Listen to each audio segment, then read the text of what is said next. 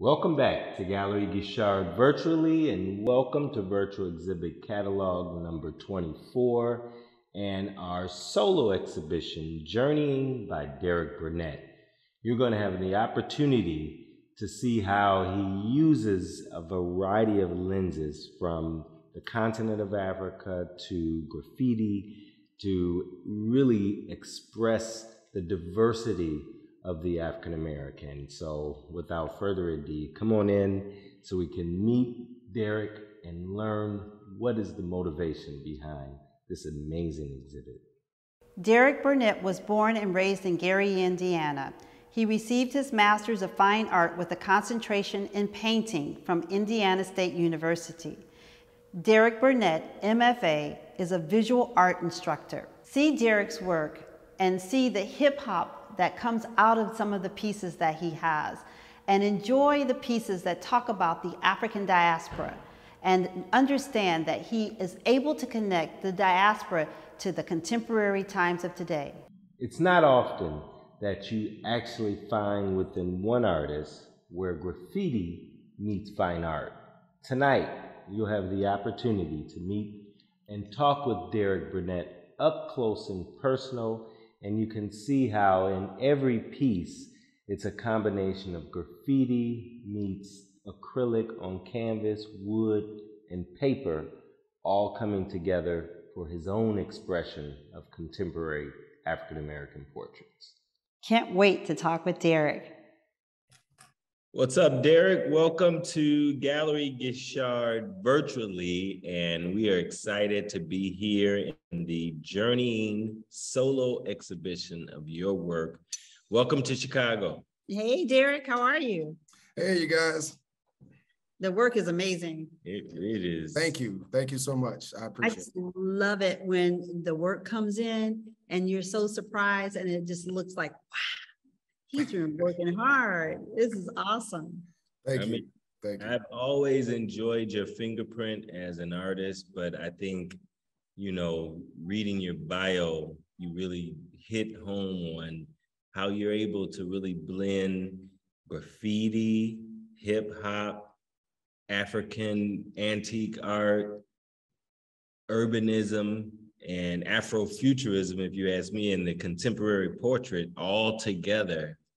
Can you talk a little bit about your inspiration in terms of what's going on inside of that head that, it comes out like that? It's just amazing. It's funny that you said Afrofuturism, because I think within the last few years, I started to understand that term. I feel as though I'm a little bit older than that crowd. However, sometimes they say as artists, our audiences haven't been born yet. And I feel like I've just always had an affinity towards Romare Bearden. First of all, the way that he did his collages, when I first discovered that in high school, it was just something about being able to take something that you find, cut it up, and rearrange it and give it a new purpose. So I think from that practice and seeing his art and my love for music and hip hop, and being someone who is from the region, as they say, I'm all about the urban environment and the sound of the city, the look of the city, the feel that you get. So I applied all of those things into my art, and I just found a way to kind of make things work, to give it that harmonious, kind of feel where I can make it all harmonize. That's my end goal. That's awesome. I love your story. Tell me a little bit about your background, and then not just your background, but how you moved around and how you really got into the work that you're doing. I'm originally from Gary, Indiana. I was born and raised there. I went to a school called Emerson School for Visual and Performing Arts, which allowed children in the city of Gary to specialize in some type of visual performing arts. So I did visual art. That was my thing. From there, I went to school, actually on an athletic scholarship. I played football. So that initially brought me to school, where I met Louis Delsart. at Morris Brown. I was at Morris Brown on that campus, so I was part of the AUC. And, you know, I had a few conversations with him about my future and where should I go. You might even see a little bit of the influence with the splashes and things like that that I kind of picked up. It was amazing being on campus and seeing that for the first time, to see a Black artist, you know, create things. I remember reading about Black artists in books, but here it is, there's a Black artist in front of me making art. And it was amazing. I was very fortunate to have that happen. Outside of that, I continued to practice art. I received my degree from Indiana State University, Master's of Fine Art and Painting. And then I started moving around. I got married. My wife and I started in Indianapolis area, and then we moved to Texas. Then we moved back to Indiana, and then we went back to Texas. So that's kind of what this show is about the transition when I started picking up things from Texas, bringing it back to Indiana, and then the journey back to Texas, which is where I'm at now. And just picking up different things and experiences along the way. I've always been a hip hop head. I love hip hop. And so I am constantly listening to new music and trying to even get into some of the things that my students represent and the stuff that they like.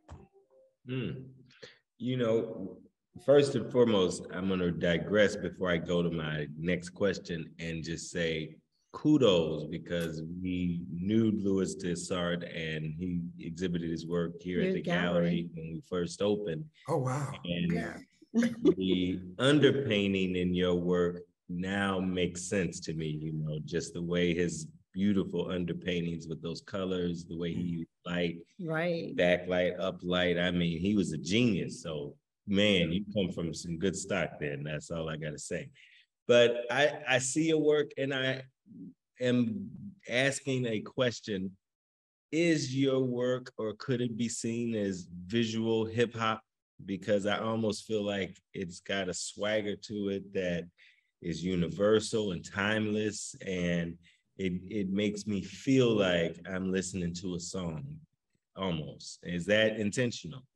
I am excited that you have said that. You're like one of the first people to like really pick up on. That's what I do in my work. To me, it's almost like DJing, you know, where that's what DJs do. You sample, you know, when you're making music in hip hop, you're pulling elements that don't usually go together, even if it's a small portion of it, and you're rearranging it and creating a new entity out of it. And it's awesome that you say that, because that's exactly what I try to do with my work. Wow. And hip hop allows you to do that. Wow, yes, exactly. That's crazy. And then lastly, I have to ask, and this is my last question, but I'm excited about this show and the work, how you can go from spray paint to paper, canvas, wood, acrylic. I mean, how do you use the mediums as a DJ uses his records? I mean, I think it's really genius of what you've been doing, but if you could talk a bit about your process. First of all, thank you. I appreciate that. Secondly, it's time and craft. So, you know, we talk about process a lot as artists, and it is developing processes that are efficient for you as an artist. And I think the longer you have a career, you start to eliminate things that don't really serve your process as well, and you master certain aspects of it. So once you get to a point where you've mastered acrylic paint, you know, now you can move on in oil, and then you figure out, okay, well, I didn't know that I can do this, and you experiment. You know, a lot of this stuff was trial and error in the beginning, like years ago. It was trial and error, seeing, can this work with this? All right, that doesn't serve me, so I'm moving on and trying a new experiment. And once you get your process down, you create a visual language that works for you, and then you go in it. You jump both feet in at that point. And that could become a fingerprint, or one of your fingerprints, you know, where people get to know you, maybe because you did it first in this region, or in a way that no one else did it before. You know, I just really love the way you approach your work. Yeah, there's a piece that I'm really like in love with. It's two young men, And I know your work allows you to see something visually, but when you peel back the onion, there's so much more underneath. Tell me a little bit about the piece that I'm talking about. I believe it's Elevators, Me and You. I'm trying not to get emotional, but that's actually my grandfather and my great uncle. And my grandfather, not born, but he was raised in Chicago. And my father is from Chicago, Southsiders. And that piece is about my grandfather, his relationship with his brother, his only brother. And then it's also about my dad and his oldest brother, John. And then it's about me and my brother, who's right above me. So it's like me and you, as brothers, and it's about brotherhood. I'm like really teared up. Sorry. Man, that's powerful. But I come from a family of brothers, so I can but yeah, I'm glad you saw that. Like it's validation for me as an artist that you picked that up, and it's about brotherhood. Like it was funny when I started working on it because I could see my face a little bit and my grandfather's face, and how my brother and I used to be. So, being able to do that, I've added a slight element which was different. The dog was not there. The dog actually is my childhood dog that my brother and I shared. So it's pieces of all of the generations there, the generation from my grandfather to my dad and then to me. So that is amazing. Awesome. So that is awesome. I feel like I just heard from an urban griot, and I'm visually seeing the story on a hip hop turntable in the sky. So yeah, brother, you pushing the limits. Thank you. So what would you like to just kind of as an artist say to people who may not know who you are? We've been fans of yours for many years. What is it that you want them to know most about you and your work? That is such a loaded question. But what I would say, it would be that perseverance and studying. Be a person who studies everything you come into contact with. Everything you come into contact with is going to leave some type of impression, whether it's small or large, with you. Take those experiences, whether they're physical or they're in the ephemeral, like whatever they are. Take those experiences, process them, and then, make them serve you. That's, especially as artists, make those things serve you and feed what you do. And that can come out in any type of media. It could be clay, it could be the speaker box is something that I started fooling around with in graduate school because, it captured sound and that we're not using it, in the same light. But now if we add visuals to it, it literally is visual sound. So, you just find things that serve you and process and just continue to learn, just continue to always want and seek knowledge.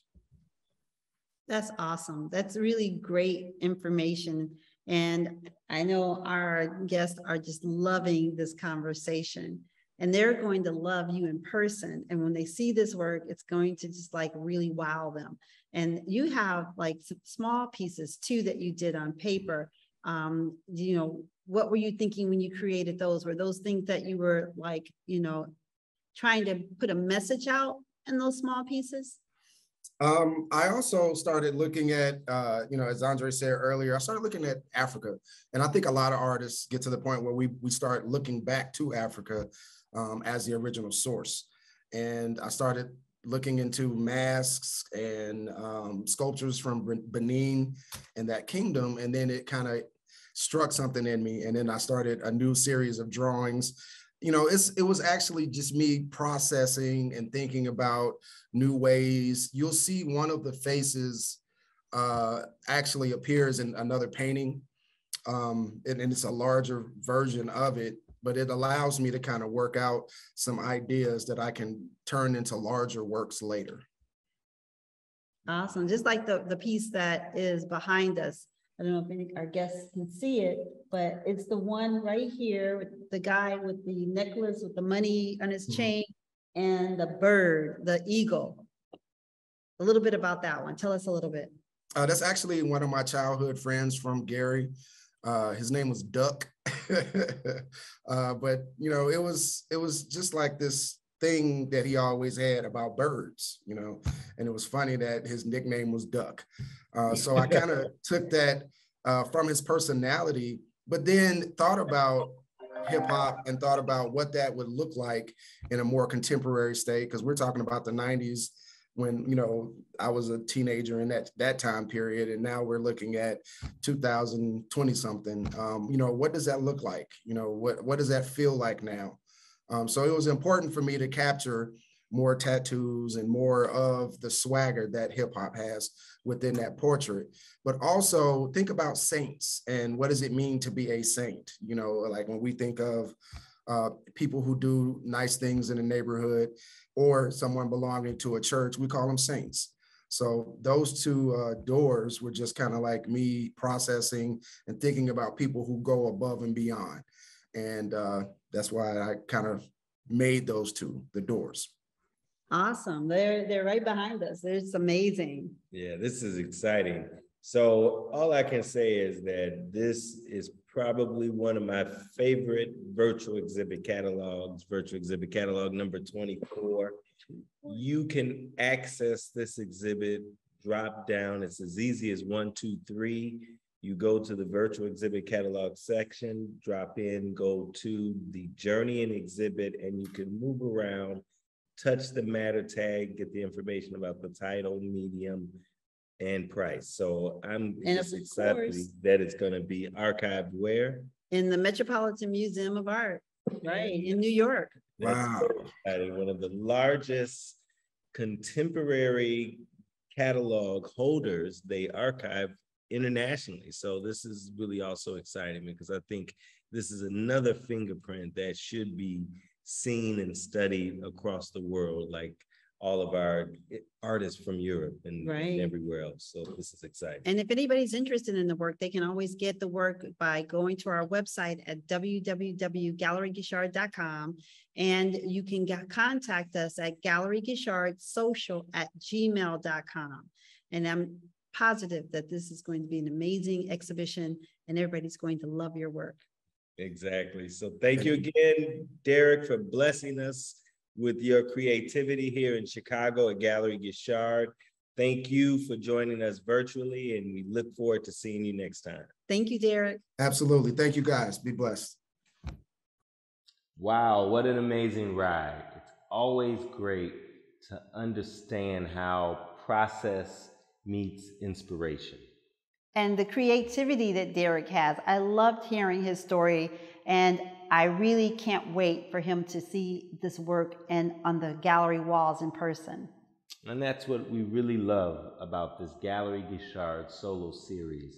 It allows you as the viewer to understand how an artist comes together to create a body of work, and how, like in this case, this body of work covered a period of time of him moving from Indiana back to Texas, and how the work reflects a lot of that. So what a wonderful ride. So happy to have you. And we look forward to seeing you next month at our next solo series featuring the fine art of Al Burtz and Calvin Coleman. And if you're interested in any of the artwork, you can dive in and see more work at www.galleryguichard.com. And you can let us know if you're interested at galleryguichardsocial@gmail.com. And don't forget, it's as easy as 1, 2, 3. Use your phone anytime, any place to art binge and find the work of art that speaks to you. See art, buy art, love art, live with original art.